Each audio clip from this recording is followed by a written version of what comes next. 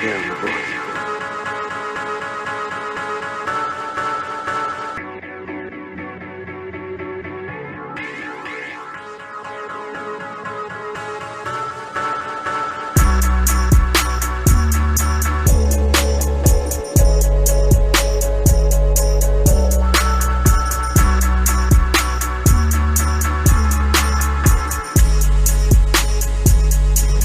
Thank you for joining the show. Thank you for joining another special edition of the show.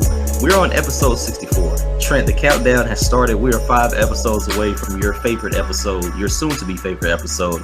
Episode what? 69. You are now listening to the Wrestling Fans Podcast, hosted by Bangum South, Jason Fastkade, and my illustrious co-host, the best in the world today. Do you understand what I'm telling you? The man, Trent Williams. The only guy that I know that FaceTimed Linda McMahon last night. More on that later.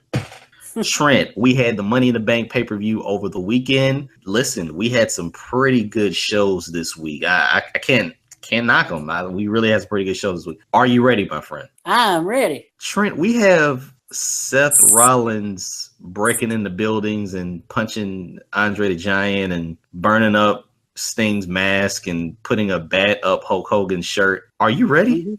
I'm ready. Okay, let's go. Dude, we can't stop stalling anymore. We got to get right into the show, and we cannot go any further without giving our reactions to the Money in the Bank live event that happened this past weekend. Let me just say this, man. Not only were our predictions right, but the entire show, outside of the random bathroom break matches, were very predictable. Mm-hmm. Even though they were predictable, did you enjoy the show? I did enjoy the show. I think it was the best show we've had since WrestleMania. Okay, now let me say this. I like the fact that, first of all, Money in the Bank is a gimmicky type pay-per-view, and they had the first ever women's Money in the Bank match. But the fact that it was predictable, it almost made it seem like a buffer pay-per-view for me. I like the aspect of Money in the Bank taking the place of what they used to have with King of the Ring, you know, kind of letting you know who the next guy or who the next girl is. But the fact that everything was so predictable, and then that they scrapped most of it, you know, the next SmackDown that they had, I don't know. It was kind of a downer. At the end of the night, I was like, damn, I wasted 3 hours of my time on something that I knew was going to happen. Right. I mean, that's just where I'm coming from.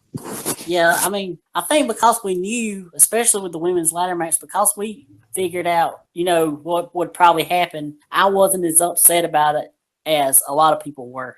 You had said, watch, Hogsworth is going to get involved and, you know, she's going to win it. It does look really cool if he carries it down to the ring for her. And I think you even said, hey, watch, as soon as they're on SmackDown, Carmella's going to say, James, can you hold this for me? I mean, everything that you were saying came true. That's why I need lottery numbers. But at the end of the day, you had that occur. And for the men's match, specifically for the men's match, which was an amazing match, by the way, I will say I liked the match. At the end of the day, the pay-per-view for me was a dud, only because I could have scripted this stuff. Let's be honest, man. We started this whole 64 episode series off by saying, yeah, we're going to make predictions, but we still like to watch it because we want to see what the finish is going to be, right? Right. And when I saw the Money in the Bank match, I'm thinking to myself, usually they have the Money in the Bank match with mid-card guys, right? You know, guys where you're not sure who's going to win it, you know? This time they had all of their top guys because SmackDown is a smaller roster. So you're thinking to yourself, well, Kevin Owens can't win it. He already has a belt. Shinsuke's a rock star. He doesn't even need it. You got an old man in there. That doesn't work. You got your logo outside of John Cena. He doesn't need it. You got a guy with a coke addiction. We don't want to see him. And so you basically have the guy that we've been told is going to have a rocket strapped onto his back and just, you know, platoon all the way into greatness. And that was a 45-year-old man that goes to the same biker bar every single week because his mom owns it just to order milk, Baron Corbin. So with all that said, I like the Money in the Bank pay-per-view. I like the men's match, but I could have skipped it, man. Yeah. I enjoyed the tag team match. I liked it a lot, except for the finish, but the finish made sense because they're continuing the feud. Yeah, this was a really good buffer pay-per-view. Like, they didn't have to spoil it all at once. I'm still interested to see where the Uso Penitentiary goes, but like you said, everything continues, and this was like the starting point for that. Right. And we got to talk more about this women's ladder match because there was a lot of controversy about Ellsworth getting the briefcase. People saying that it was not right that a man got the briefcase for the first women's ladder match. And to those people, I ask, are you mad because you think that's somehow referencing the old days?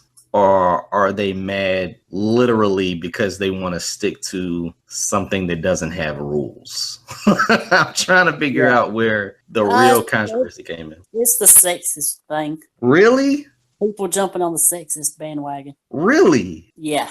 Because my thing is, dude, you watch the match, right? Yeah. And in previous years, we've really had this almost every year. We've had a valet climb it or something, or get involved, something like that. Right. But no one predicted this. I mean, it makes sense with Carmella. If it had been any of the other girls having somebody, I probably would have been a little bit upset. But for Carmella, for her character, it makes perfect sense. Right. It makes absolute sense.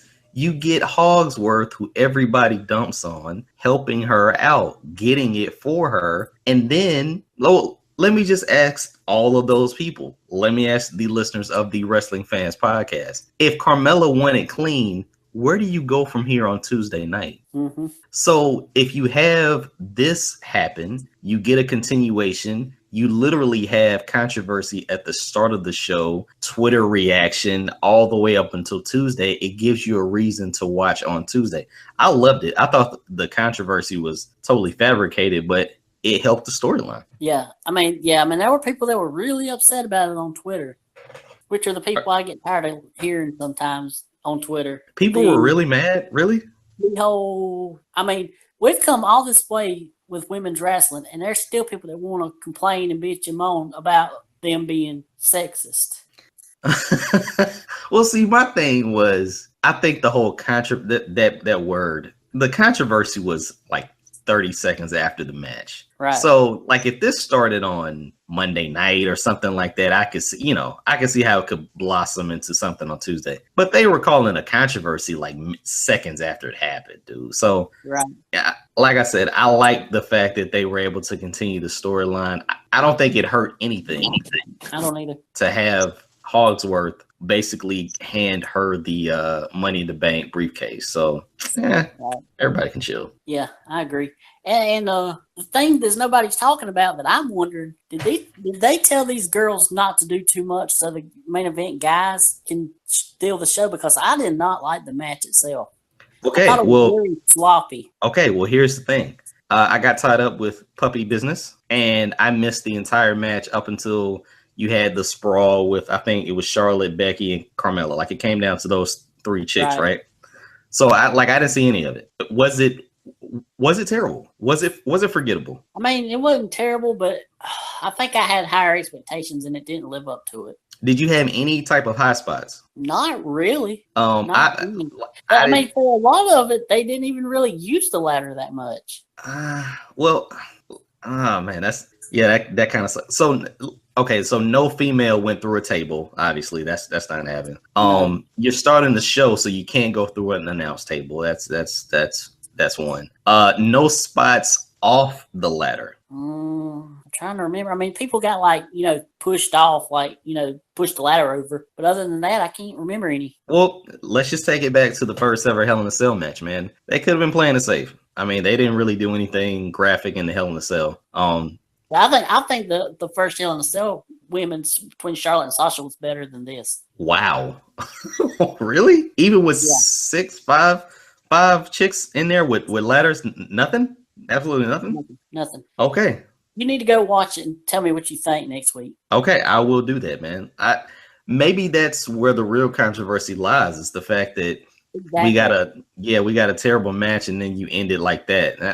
That's... I mean, nobody's talking about whether they were told not to do anything special to, so the guys can steal the show, which if that was the case, that would be even more sexist than the actual finish of the match, which was scripted, you know. Well, after the match, you look around and, you know, in normal Money in the Bank matches, everyone's laid out except the winner. Everyone was up. Like everyone was up, like they still had fight in them. But you know, with the controversy, it now carries over to SmackDown, and they're really scrapping the whole thing and, you know, giving them another shot to do it again. So maybe we see something that steals the show for a regular episode of SmackDown. Yeah, I hope so. Yeah, that's.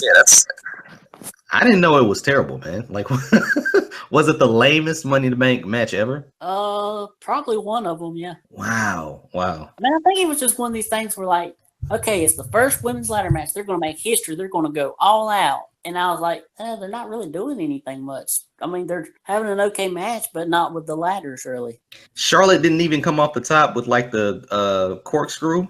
No, she came off the top rope like usual to the outside. That was the highlight of the match. Wow. Well, see, my thing was, since you didn't have Naomi in it, there wasn't going to be any acrobatic moves or anything like that. I wouldn't consider anybody else in there a high flyer. Well, I mean, Charlotte can. I mean, they could have easily had Charlotte do that same move off a ladder. Yeah. What?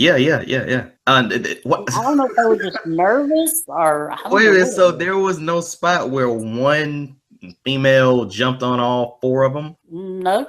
Wow. Okay, well, that, like I said, that not just off the ladder anyway. That just helps my point, man. They're just waiting for, you know, the next episode of SmackDown to really do it big, man. I don't know if they were told not to do it, but really what you wanted to get over was the controversy versus the actual match, since you're going to do it over again. So that makes sense. And maybe that's what they did do. They said, look, don't outperform the guys. We'll give you your own thing on SmackDown, and then we'll let you go all out. So we'll see. We'll have to tune into SmackDown next week and see what actually happens. Yep. Okay, man. So yeah, what else was on the show? Jinder and Randy Orton. I couldn't believe that it happened, but you know, with the future that we have planned or pinned out for Jinder with Hulk Hogan and with John Cena, we'll see, man. How did you like the match? I thought it was a little bit better than their Backlash match, but it was an Orton versus Jinder match. Yeah. Yeah, it was an Orton. Yeah, that kind of sucked. What about Lana? What did you think of her first match? I thought that was a very solid match. Like I'm not making fun of anything. Just like the match I saw with Tamina and Naomi, like you at least get a move set, you at least get motion. Like you at least develop some kind of chemistry with that match. Solid match. Not Omega Okada, but solid match. No. You know? The only problem I had with that match was the end where Carmella come out, because I feel like it took away from the match. Everybody was more concentrated on Carmella than they were the ending of the match. Yeah. But you kind of wanted to have that happen because you knew it wasn't going to happen in the men's match. So that was cool. I didn't know that Naomi is doing. Is that the Rings of Saturn? I don't remember. It's the same move that Neville does. Yeah. Well, yeah. Then it is, yeah. And she calls it the FTG. I don't know why, but whatever. Everybody just steals moves now. So yeah, man. She's still your champ, and Lana gave her a valiant effort. I will have to say that. Yes, and I have to say, Lana's gear is not PG at all. Why is Lana's gear not PG? It's the body, like nude colors, or what is that? I don't know how you say it, but it showed off her whole butt. Yeah, it does show off her whole butt. I mean, it wasn't even like a tease like Alexa gives. I mean, it was the whole thing pretty much. Yeah, I'm not really fond of Lana. I'm fond of her body, but not her face. So yeah, I mean, we'll see where that goes. The whole dress thing, I'm not a fan. I will say I'm not a fan of that. Like I'm not a fan of that. Does it show up? I didn't notice it, man. I just didn't notice it. Really? Yeah, it seemed like it showed off a good bit. You are the research journalist, man. So how many times did you have to rewind that to make sure that it covered her whole butt? Not many. I mean, if it was somebody else, I might. Not many. If it was somebody else, I might have rewound a couple more times. But it's Lana. All right, man. What other matches were on the show, man? Shoot, I don't even remember. There was one other one that wasn't a bathroom break because they threw in some they threw in some time killers on this one. There was the 2 ladder matches, the women's title match, the tag title match, Fashion Files and the Colognes. But then I think there was another one. But Anyway, it was an overall good show. And on SmackDown, you really like that was the focal point of the actual show, the women's Money in the Bank match, right? Right. Yeah, and because of the controversy, that segment with Shane and the women in the ring got like some of the highest YouTube views. Really? Yeah. From people just looking at the clips? Yeah. Okay. Wow. How did you know that? I'd seen it online somewhere. Okay. All right. Cool. Yeah, man. That's awesome. I thought SmackDown could have. Man, we'll get to Raw, but I thought SmackDown could have destroyed Raw this week because that's what people were really waiting on, the result of the women's Money in the Bank match. So that was cool. Yep. Yeah, and for the rematch, Ellsworth is banned from ringside. Where do you think they go? Do you still think Carmella gets it? Like, do you think? Because this is what I was thinking. Maybe another chick debuts and still helps Carmella. Maybe your blonde chick that wears Jordans in NXT shows up and still gives it to Carmella. I wonder if something happens with Nikki Bella. Really? Okay. Because it seems like I remember her teasing something about Money in the Bank or something. Okay. Listen, I think everyone's going to be intrigued to see what happens if Hogsworth is not allowed at ringside. You know, maybe he comes in a wig. I just don't see them. That's probably what they'll have it do. Yeah. That's WWE. They'll do that. I just don't see them deviating from the fact that Carmella, you know, I mean, she needs a rocket. She needs something else. So, right. You know, I'm looking forward to seeing her take it. It's not going to be Tamina, though. No, it's not going to be Natty. No. So I think it's either going to be Carmella, maybe Becky, or Nikki Bella comes back. Okay. That's what we'll put our predictions on. I'm still riding with Carmella. I'm still riding with somebody helping Carmella. So we'll see. Yep. And speaking of Carmella, that promo she cut at the beginning of SmackDown was really good. I will say this. I thought it was great. But when did she turn into such a horrible face? Was she just not that cute to look at in the face? Ever? Always? Ever? I think she's okay. Okay.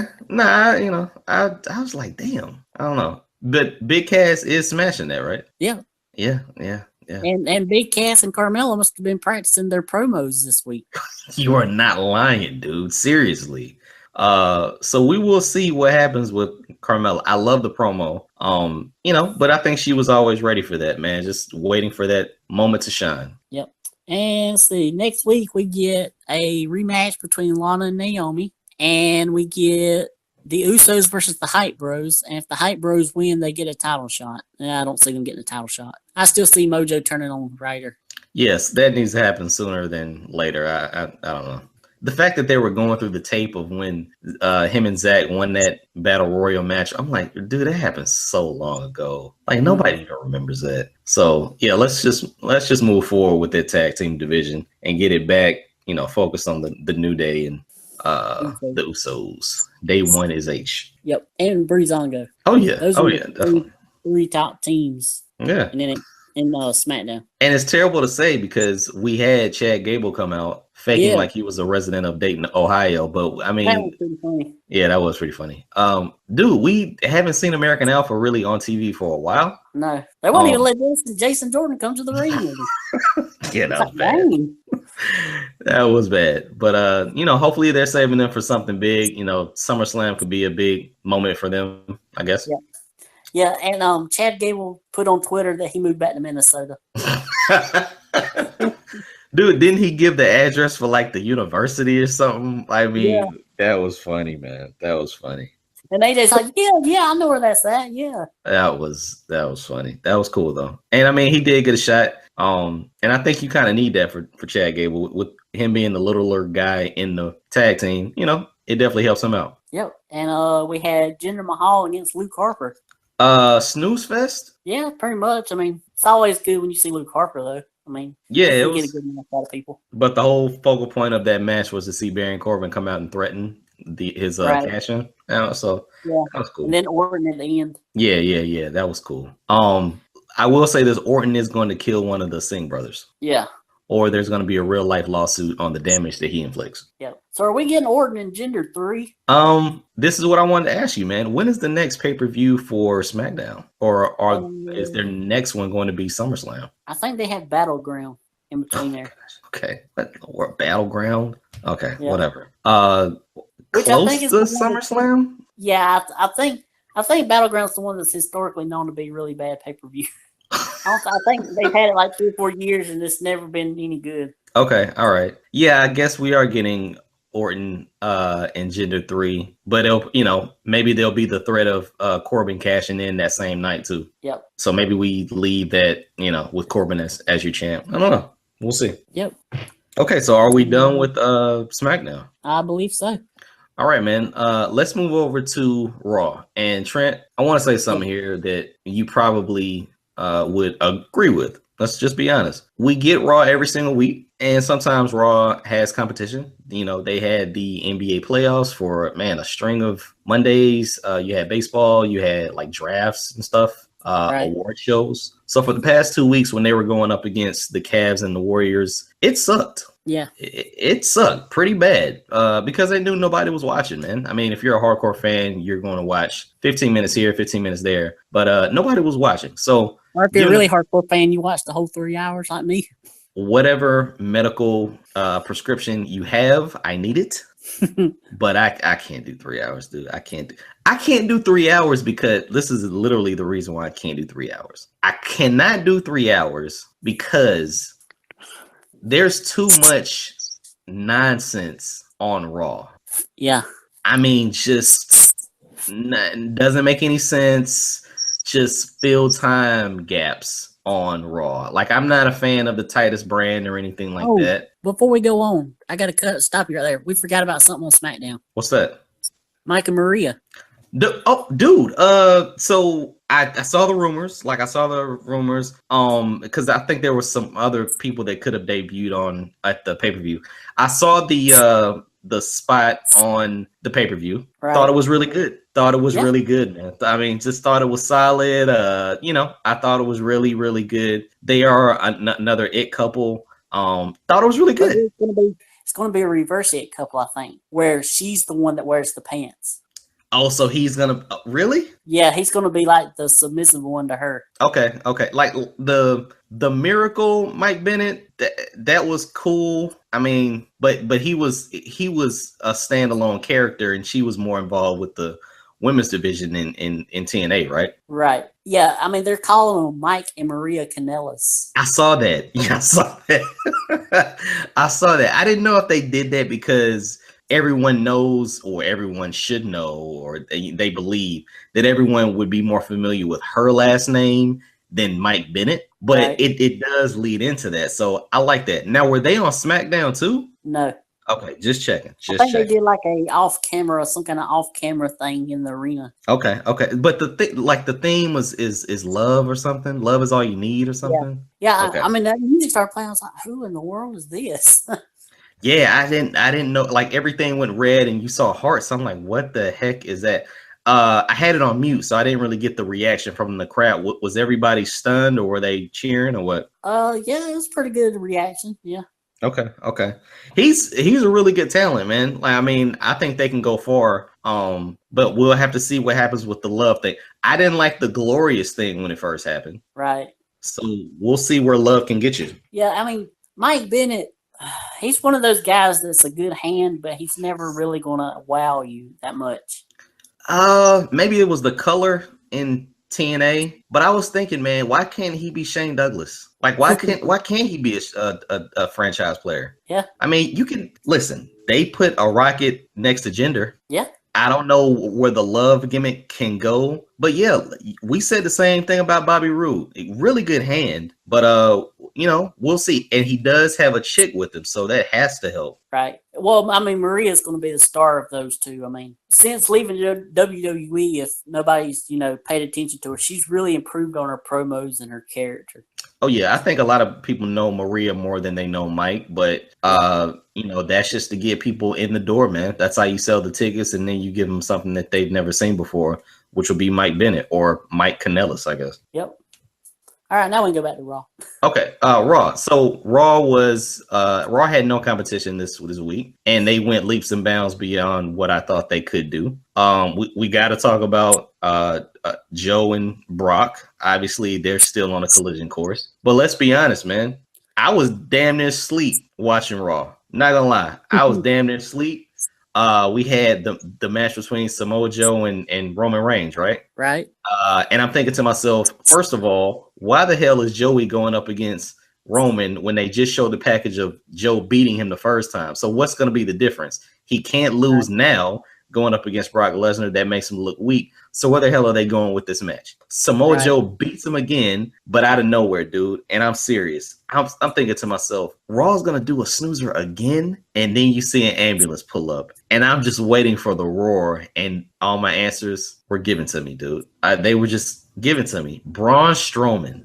Yes. The man is back. The monster among men. The monster among men. The guy that could completely put away Roman Reigns forever is back. Yes. How do you feel about it, man? I'm excited for it. I'm ready for, I don't know. Ambulance matches aren't always the best, but Roman and Braun have always had pretty good matches. Yes, that's a surprising thing, man. I don't know what it was, but when Braun showed up, that was like an extra jolt of energy, enthusiasm for the Raw brand. At least where the night was going, because I'm like, this is boring. This is boring. I didn't have any, I wasn't a fan of Raw until this happened. But so we're getting an ambulance match now at Great Balls of Fire. Horrible name. Okay. All right. But Roman comes out and says he's the #1 contender just because he is. Pretty much. Okay. So how does that make sense? Got heel Roman. Do you think so? It seems like they're going that way. Because look at the 4 guys that we have now, I guess on top. You didn't know what Brock was until Joe beat up his girlfriend. So Brock is your face, Joe is your heel. That was the only way to clarify that, right? Braun is cheered because he's beating up Roman. So he's your face and Roman's your heel? Yeah, I guess. Okay. I'm just trying to figure it out here. Like, I didn't know if there was some importance with Seth being on the cover of the WWE 2K18 because he is a face, I guess, and they didn't want to put it on Roman. I guess he's a heel. Yeah. How is this gonna shape out, man? Because if Braun is back, you're going in a weird way with these matchups. Because if Braun faces anybody else, he's a heel. He's a monster, right? Yeah, I think so, probably. Well, yeah, I guess so. I mean, if he goes against Brock, which is what they're probably going to do, I guess he would be the heel.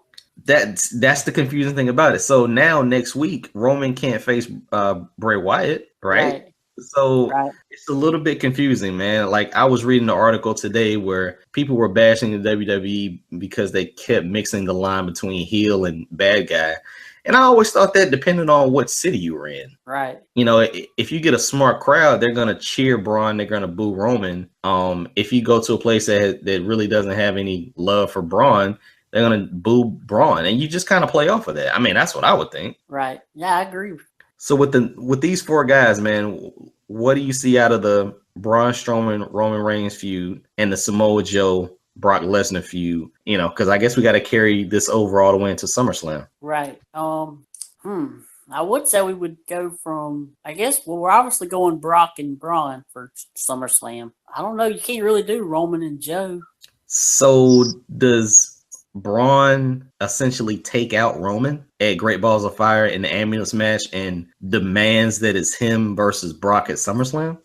Yeah, he could do that. I mean, he's not going to put Roman out for long because they're going to want Roman on SummerSlam. True, but if he wins, like, what I'm asking is, does Roman still get his shot at the champ at SummerSlam? No. Okay. All right. Okay. So Roman doesn't get a shot. Somewhere along the line, he loses it. Maybe he has another weed battle like he did last summer. I don't know. Right. Joe doesn't win at Great Balls of Fire, GBOF. That's where I'm going with this. Maybe Joe and Finn Balor at SummerSlam. Yeah, that could work. Okay. And Roman Seth at SummerSlam. Maybe Seth. I mean, there's people have been talking about, they're saying Cena's a free agent. What if they do Cena and Roman? See, people are gonna have to convince me about this free agent thing, man. And you don't necessarily need to have a free agent aspect for SummerSlam since it's a joint pay-per-view. But Cena and Roman says SummerSlam or WrestleMania, so I can't knock it. Maybe Roman doesn't get his title shot, but the next best thing is to knock off the real guy. Yeah. So yeah, I don't have a problem with that, right? I mean, that sounds good to me. Yeah. So we got Roman and Cena, Braun and Brock, Joe and Finn Balor. Right. Okay. All right. Okay. And Rollins, I have no clue. I don't know. Wait. Shouldn't SummerSlam be 4 hours? Yeah. Okay. Just trying to throw that in there because there's a lot of guys that actually need to be on the pay-per-view. Bray might not be on it. You still got Dean Ambrose and Miz, and unfortunately, this can't be an exclusive Raw pay-per-view, so we got to put the SmackDown teams on there also. Right. Yeah, it'll be interesting to see what they do. It's gonna have to be 4 hours. Like it's gonna have to be 5 with the kickoff show. Has to be. We might get another WrestleMania on them. Oh, man. That's what was it last year? Was it a 4 hour, 5 hour thing? Yeah, 4 hours, I think. Well, 5 hours pre-show. 5 hour pre-show. Okay. All right. That's just where we're going. Yep. Jeez, that's a lot. I'm not gonna lie. That is a lot to watch or to actually sit through. I mean, I wouldn't doubt that they do 4 hours for the 4 big pay-per-views now every year. What are the 4 though? Because Money in the Bank is not a 4. I mean, it can't be a 4. Oh, wait. I thought we talked about this. I thought you said Survivor Series was now trash. It was, but I mean, I think after last year, I think they're trying to build it up again. Okay. All right, cool. You're going to get your Raw versus SmackDown, elimination tag matches every year now. Okay. Yeah, that was an exciting aspect to that. And I still believe that Hogan will come back and Jinder will beat him up. But that's beside the point. Okay, man. So we got our big 4s out of the way. We've definitely talked about Raw. Was there anything else that I left out on Raw? I know that I left out a conversation about your girl A+ Alexa Bliss. Oh, I was almost fixing to get pissed on Raw Monday because I didn't think they was going to have a women's segment. Yeah, it was coming down to the wire. Dude, I was like, what's going on? My weekly dose of bliss, I'm going to be very mad. Trent needs his dose. Trent is a recovering blissaholic. Yes. And he needs. Oh no, I'm not recovering. I'm right in the midst of it. I'm rock bottom in my bliss holic. Oh man, Trent is a functional blissaholic. So, did you like that segment though? And I definitely have a follow-up question about Bayley. But did you like that segment? I'm still confused what the crap's going on with these women on Raw. I don't know what they're doing. See, Trent, this is what we asked for, and now we don't want it, right? We get a champion, we get a strong division because we got to consider it strong. Yeah. But we don't have clear roles for everyone or how they fit into the picture or who they're. Like some weeks they're focusing on the champ, some weeks they're focusing on Nia, some weeks they're focusing on Bayley. What? I'm confused as you are, my friend. Yeah, I mean, what? I mean, how in the world do you have a 3-hour show and you save the women? I mean, you put the women like 5 minutes. Like that's just bad management of time. Once again, though, in that 5 minutes, who was supposed to get over? I don't know. The only thing I could think of was the carryover from the Bayley segment last week. But for some reason, I just think they're trying to turn Bayley into Eugene. Yeah, well, yeah, they've been trying to do that. Yeah. I didn't want to admit it though. I didn't want to admit it. I just didn't want to admit it. But yeah, man, you saved the women for that big fight at the end. We still don't know who the challenger is. Could nobody really get over in that segment because it was so quick and they had to cram everything into 5 minutes. You had people like attacking people. Like I don't even know who's a heel or a face or a faction. Right. I don't know. I mean, I guess let's see, Nikki and Dana are faces. But see why? But see why? That's what I'm saying. If Mickey and Dana are faces, and for some reason they're a faction, maybe they like holding hands or bedazzling each other's outfits. I don't know why though. Like why? Yeah, Sasha's they just are. They're both baby faces, so right. they're both friends now. Emma is a heel, but she's going against Alexa, and not Nia and Alexa are friends, I guess. Yeah, but when Nia supposed to be going after Alexa? This doesn't make. That's what I'm saying. None of it makes any sense, man. Like none of it makes any sense. You don't really know who are true faces and are true heels. You know who the champion is. You don't know who the real challenger is. It's just a hodgepodge, man. Maybe they fix that next week. But yeah, I mean, the only thing I liked about that segment, I mean, other than it being heel and a heel, is Emma going up to Alexa during when she was doing the commentary, playing off the week before where she walked out on the team. Right. But other than that, I'm so confused with the women. I have no clue.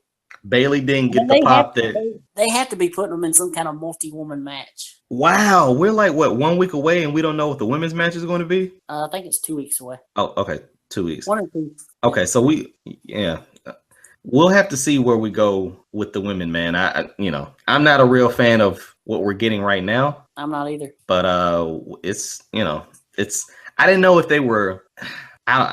I don't know, man. You had so many parts of Raw that were downers that they could have had a bigger impact on earlier in the show that it doesn't make any sense for them to have a small part. And I guess what was supposed to be an explosive segment just didn't come off as such. Yeah, I mean, the tag title picture, it didn't even really get any focus much. I mean, we had a match between the Hardys and Gallows and Anderson, but they didn't interact with the champions at all.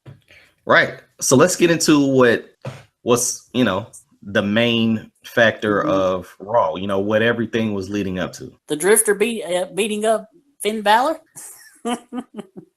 The Drifter beat up Finn. Are you serious?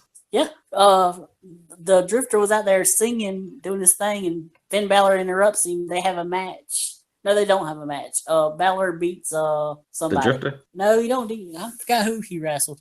Anyway, Balor's in the back, I think, getting interviewed, and the Drifter beats him up and attacks him from behind. That's a punch in the face, man. I mean, I'm not a big Finn Balor fan, but you got to go up against the Drifter. I guess you got to pay your dues, but damn. Yeah. And no, Trent, it wasn't the two bears beating up Dean Ambrose either. Yeah. We looks like we're getting an entourage now.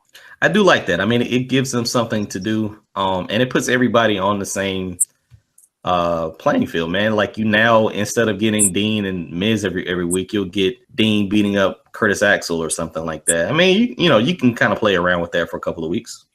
Yep. But let's get to what really matters. The Titus brand. No, I'm just playing. What's the Truth next week?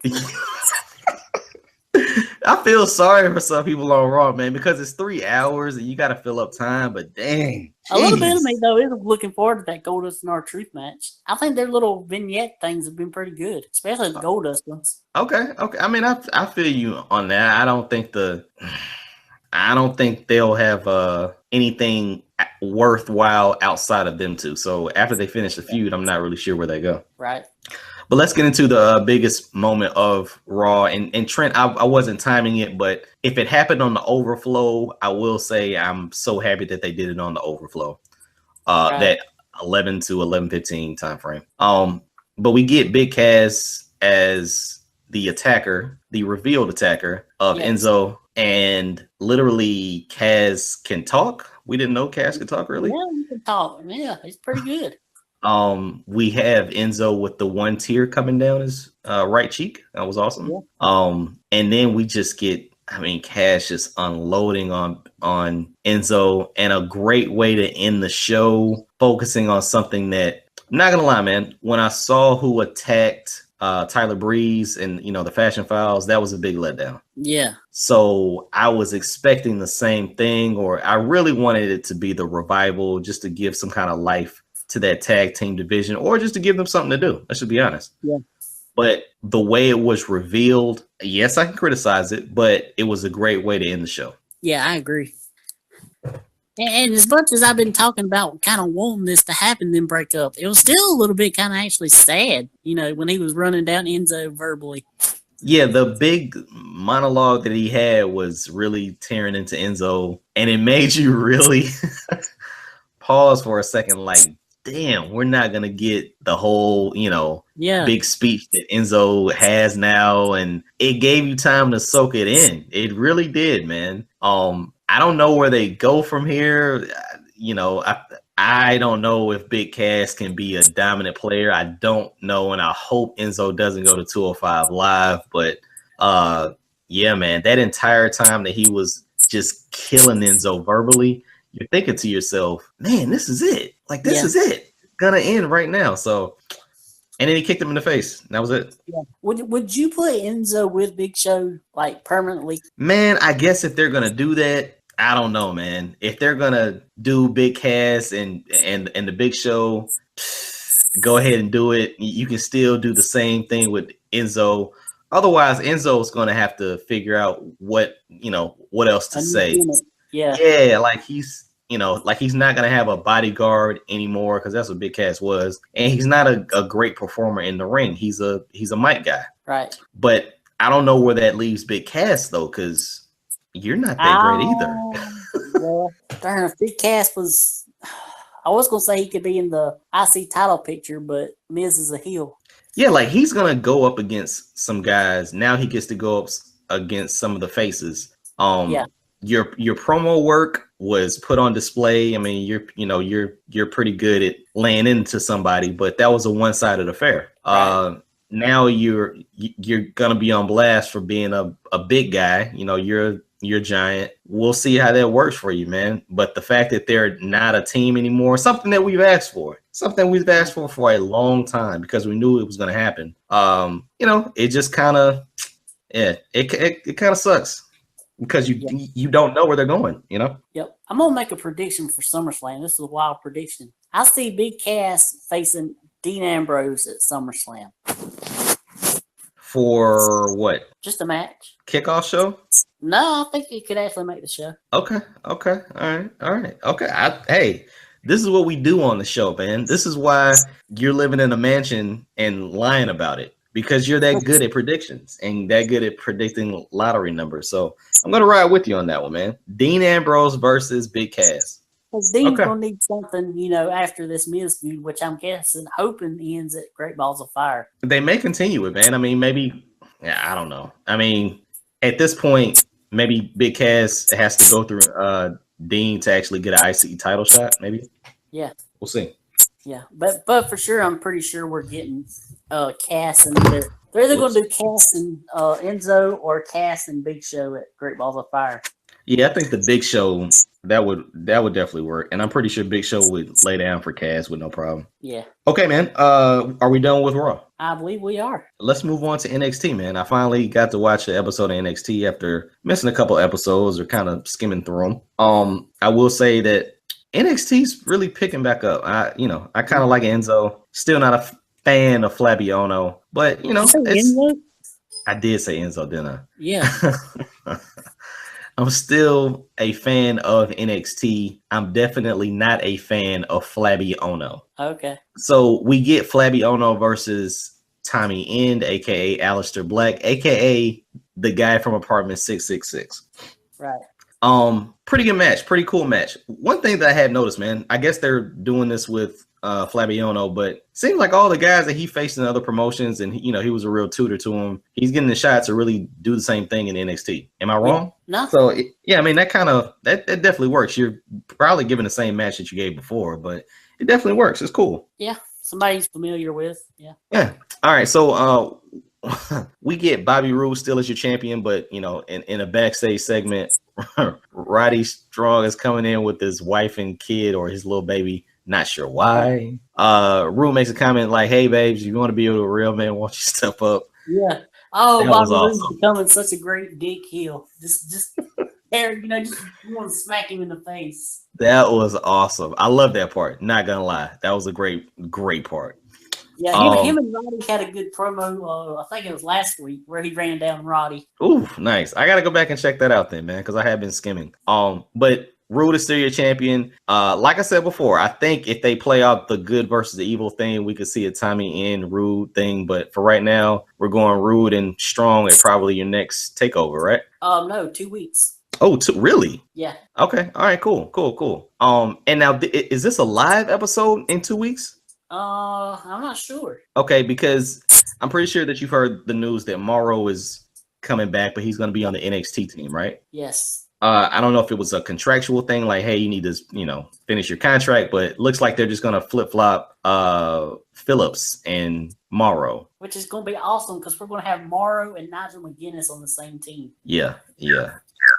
I did get used to hearing Nigel and Tom Phillips, but it didn't have the same punch that it did with Corey and Phillips, and mainly because that was Corey.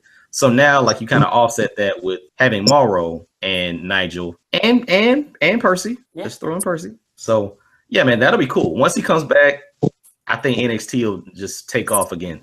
He's coming back. When exactly he's coming back? Yeah, I thought it was the next taping. That's why I didn't know if like this next big show is really going to be a live version or a taping, or maybe like the first set of the tapings or something. Right, it might be. I don't know. Yeah, we'll have to see. We'll have to see about that, man. And your girl Ember Moon is back with her red contacts. Oh, was she? I didn't even notice she had the contacts in. Yes, she's back with the red contacts. I still don't care, Trent. The stunner off the top is the most dangerous move in history. I don't care if she's a one-hit wonder or not. Right. It just works. And we also got Daria. I keep calling her Daria, but Sonya Deville. Yeah. She's gonna be a force, man. Like, they really built her up to be this MMA type fighter, and yeah, she's definitely gonna work. Yeah. I'm looking forward to what she can do. And we're getting Asuka and Nikki Cross next week for the women's title in the last woman standing match. Oh, it's the last woman standing match. Yep. Okay. All right. Cool. Yeah, this is gonna be a real big upswing for NXT, dude. Like, this is gonna work, man. It was dead a couple of months ago, really, because you just had new chicks, new dudes, really. I mean, everyone is still getting introduced, and you're kind of realizing what the division is with the loss of DIY and Ty Dillinger and Nakamura, blah, blah, blah. So definitely can't wait for next week and the week after that for the main event title picture. And next week's show, I'll probably won't be able to watch until the next day because I'll have Big Brother and all that going on. Oh, we're definitely going to get to Big Brother. I know. But some of the chicks from NXT are probably going to be in the Mae Young Classic, or matter of fact, let's just go through the Mae Young Classic participants if we're done with NXT. All right. So far we have 9 participants confirmed by WWE. We have Toni Storm, who is from over in the UK. She's one to, I compare her to probably the Zack Sabre, in that everybody was talking about Zack Sabre probably going to win. She's like the biggest name. So Okay. She might not necessarily win, but she's one of the standouts. Okay, and Trent, make sure that you post these names on our Twitter account. All right. Go ahead.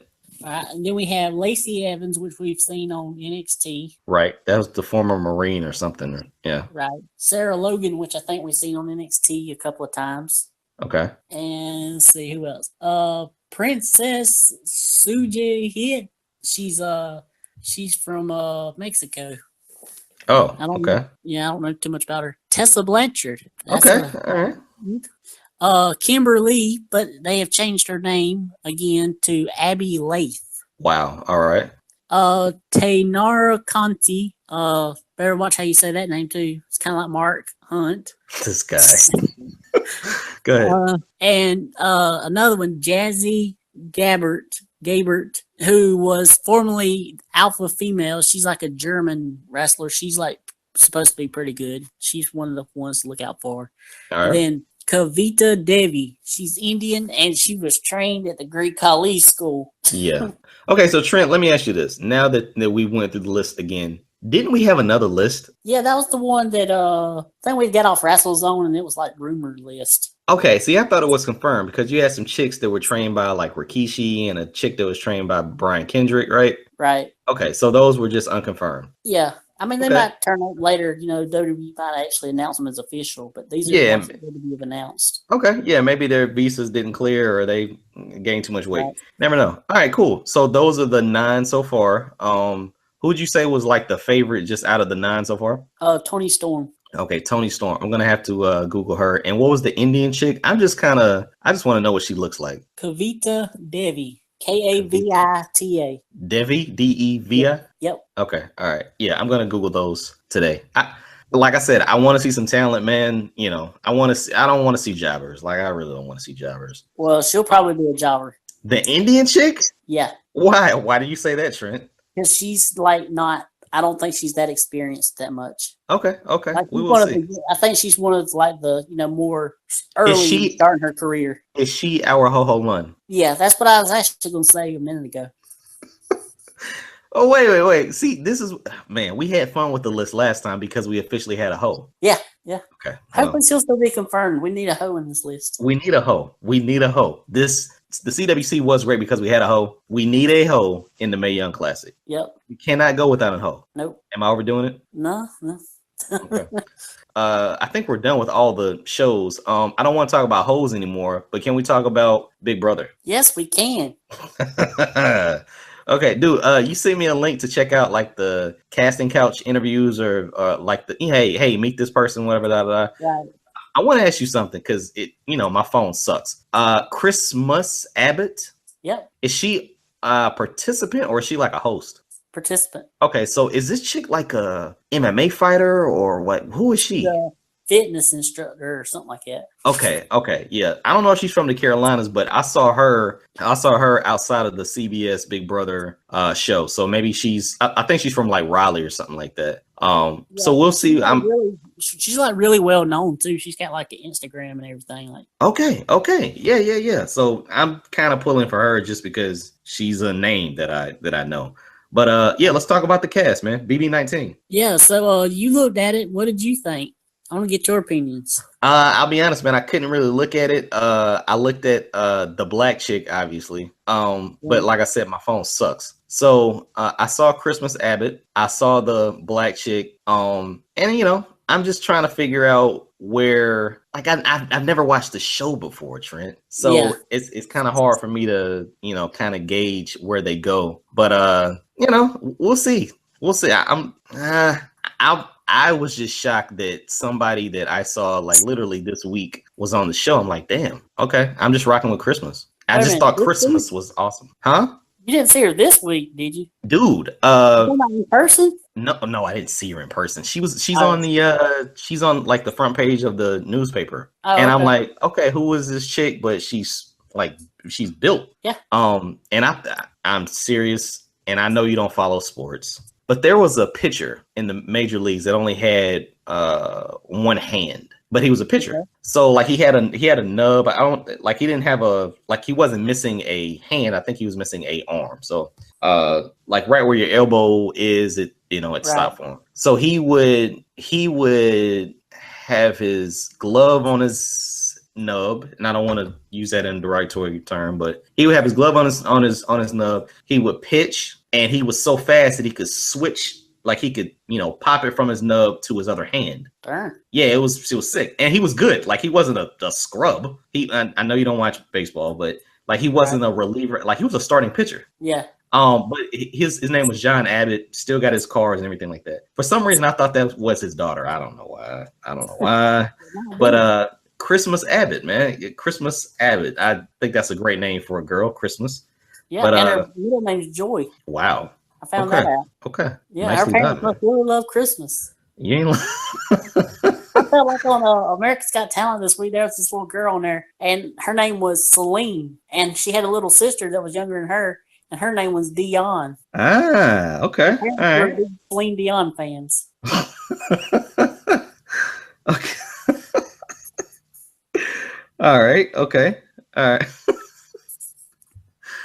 This just gets better. It just gets better. I'm sorry. That's just not.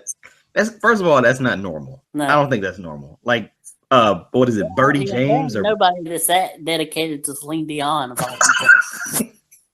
Well, no, like Daniel Bryan and his chick Birdie Joe. Like I don't know. Yeah, that's just. Yeah, they're naming their daughter after the name of their underwear line or whatever. What? The Bellas have like a clothing line, and I think they're like making underwear. It's called like Birdie B or something like that. So they literally named their child Birdie after some underwear? I guess. They named their child after where babies come from? I reckon. Wow. Okay. That was surprising. I didn't know that. I didn't know that at all. Yeah. I didn't know that. That's funny though. Okay, but yeah, back to BB19, man. So where are we with BB19? Have you been watching them undress and eat and pick their toenails? Yeah. Oh, it hasn't started yet? No, it don't start until Wednesday. Oh, so they're just giving you like a little time to really test out who you like and everything. Right. Okay, so I still got time. Still got time. All right, cool. Go to my blog, my thoughts on realitytv.blogspot.com. I have my first impressions of all of the cast, and I have them where you don't have to like keep clicking on each one and clicking back and everything. It'd probably be easier to see it that way on your phone. Okay. If you don't mind, man, send me the link. All right. Or you don't have to send. What am I doing? You don't have to send me the link. My thoughts on reality. Yeah. Reality shows. TV. Reality TV. TV.blogspot.com. Yep. Okay. Blogspot. Are those your girlfriends hitting you up? No. How many dates did you have last week, Trent? Oh, 4? Count. Jeez, man. More than I have fingers and toes. More than damn.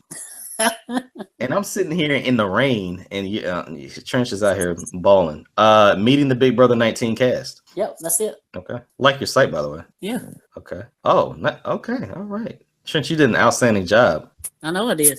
Dude, this ChristmasAbbott. Wow. I don't know. I don't know. I kind of fell in love with her. Obviously, the black chick. I'm just right. I just like black chicks. I don't know why. Let's see. Holy smokes, Jessica Graff. Hey, baby. We got a bunch of dudes. Not interested. Like the Elena girl. Megan Louder. I like her last name, Louder. Yeah. You like who? Elena. Oh yeah. I know why you like Elena. Her interview was really. Her interview, Trent. Stop it. Yeah, her interview reminded me of Allie. Remind me of Caitlyn. Okay. Caitlyn. And she kind of looks a little bit like Daniel Brooke a little bit. Yeah, I was about to say that. Yeah. Okay, man.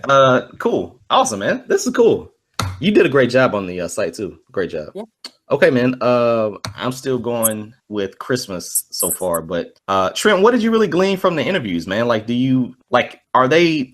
what do they put the interviews out there for? Just for you to get to know them, or like, are you gonna start rooting for some of them after the interviews, or what? Yeah, pretty much. I mean, you can kind of get a feel of like after you watch Big Brother as long as I have, you kind of get a feel of how somebody's going to do somewhat, Okay. Type of personality that usually wins. Okay. My pick this year, I already have my pick ready. My guy pick to win is Mark. Okay. All right. And my girl pick is probably going to be Christmas. Okay. So one of them two, I think, is going to win. So your guy pick is Mark Jansen, right? Okay. He looks like probably the youngest guy there. No, actually, Ramses is. Okay. Yeah, he's not gonna win. Sorry. No. Sorry, Ramses. Oh, damn. Is he the only black? No. Is he the only black guy? Black guy. Yeah. Yeah, he's the only black. Damn, they only got one black girl. Come on, CBS. Yeah. Get your ish together. Yeah. Come on. And this time they paired the black guy and the gay guy as the same person. Yes.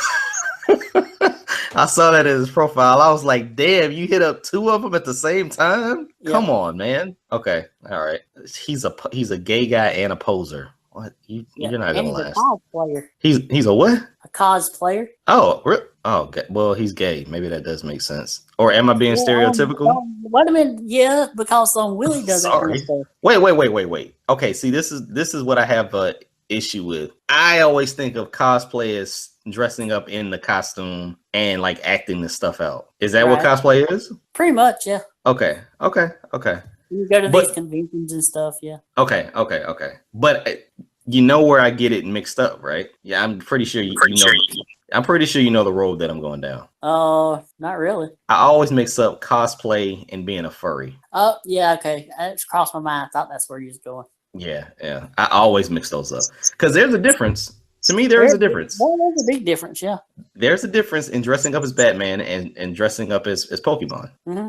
Well, I don't know if they dress up as Pokemon. They dress up as animals. Well, you can't. Well, Actually, the cosplayers probably dress up as Pokemon. Okay, what is a furry then? Somebody who dresses up as like a stuffed furry animal? Pretty much, yeah. And they like get off on it. All right, so that's how we're gonna end the show. Okay, is that cool? Oh, sure. If that's why you think we should end it. We're getting way off subject there, talking about furries and cosplay. But Trent, is that it? Yeah. After I give you time to read that all these things and stuff, we might do a draft and see who does better between these Big Brother players. Okay, how does that draft work then, man? Just whoever wins, I pick 8, you pick 8, and then whoever wins. Okay, cool. Hey, I'm all for that. I'm all for that. How long does Big Brother usually last? Probably till about September. Oh wow, okay. So week in, week out, they get rid of one guy, one girl? Just one person. Okay, and the winner just one person, or do they have a male winner and a female winner? No, just one person. Okay, all right, cool. It's kind of tough. I'm not gonna say it's pointless, but you win all the time. So I mean, are you just doing this for the laughs to see how horrible I suck at this? Pretty much, yeah. That's how we end the show. You never know, you might get lucky. I might pick the wrong person. You might pick the right person. We'll see. But I know you, man. You are just spot on. My gosh, jeez. Okay, so no, Trent. Who usually wins Big Brother? Like I see that you have the what is that? Archetype? Archetype. Okay. Yeah. Yeah. Who usually wins it based off the archetypes that you have listed? For the last couple of seasons, it's been the nerdy dude, the nerdy guy that knows the show really well. Okay. Or the nerdy girl in Nicole. Okay. I don't see a nerdy person on the show yet. Ramses. The gay guy? Yeah. The poser and the gay guy. Yeah. Okay. All right. Well, wow. That doesn't really. I think I got him as no. You have him as gay male and a poser. Okay. No, it's Cameron. Cameron. All the way. Okay. Yeah. You said Cameron was your shot to win it, right? He's not my shot to win. He's probably in the final 4, I think. Oh, my bad, Mark. Who? Wait. Oh, Cameron. Yeah, Cameron is the nerd. Yeah, Cameron's the nerd. I see what you're saying now. Yeah. The duration thing. That's how long I think they'll stay. Trent, you have this mapped out awesomely, my friend. This is cool. All right, cool. And I also am planning on doing for this blog. I'm planning on doing because next year's the big 20th season. I plan on doing retro blog posts talking about all the other seasons of Big Brother. I plan on rewatching all of them. Is that something like available on CBS.com with the account? You have to have all access. Yeah, with the all access thing. Okay, cool, yeah. Cool, awesome. Yeah, that's how. I'm fixing to as soon as I get off with you, I'm fixing to finish season 1 already. As soon as we end the show, you're gonna watch season 1 or finish season 1? Finish season 1. Okay, yeah, because you said as soon as you finish with me, you're gonna get off. I don't like how that. Well, get your head out of the gutter. I know. I'm already thinking about furries and stuff, man. This is just a terrible day. Terrible day. So next time, instead of asking for a panty pick, you gonna ask her to dress up like a furry. Ladies, gents, listeners of the Wrestling Fans Podcast, thank you for listening. Thank you for laughing at Trent and myself. As always, make sure that you hit us up on social media. You can start by tweeting us, going to our official Twitter page for the show, which is at TWF_podcast. And if you, let's see, if you like the tease of booty, if you like a big old booty, or if you like that Lana just show you everything type booty, make sure that you DM Trent, slide into Trent's DMs, tweet Trent at MTW3589. And if you can help me with my Big Brother 19 picks, please tweet me at Bangham South. But as always, make sure that you follow us on Twitter, retweet some of the crazy stuff that we say, and just check out some of the posts that we put up there. But definitely make sure that you hit up our Facebook page, facebook.com/TWF podcast. Become a subscriber and check out all of the content on our Facebook page. Plus, the YouTube channel is always available. You can look at all the shows. We're up to episode 64 with the countdown to episode 69, Trent's favorite number. Where I will reveal my XXX top 100 that I've been talking about. It's going down. Episode 69 is going to be a life-changing event for all of us. But definitely check out the YouTube channel, The Wrestling Fans Podcast on YouTube. Become a subscriber. Check out the videos. Add to our views. And please place some comments. Give us some extra credit on YouTube. Trent. Yes. Plug your site. My thoughts on pro wrestling.blogspot.com. I have the review for Money in the Bank. And eventually, when I get my list for the Place to Be Nation 100 done, I will list that on there and talk about why I picked each person and where I ranked them and everything. And then on my thoughts on realitytv.blogspot.com, I have the Big Brother cast preview that we was just talking about. And awesome. I plan on also doing retro blog posts about all the other seasons of Big Brother. Awesome, man. Awesome. So listeners of the Wrestling Fan Podcast, you have a lot to check out. Definitely got a lot to check out. Hit up Trent's sites as well as our Facebook page and YouTube channel. Trent, it was a pleasure. Do we have anything else? No, that's all I can think of. As always, it was a pleasure, my friend. Talk to you next week. All righty.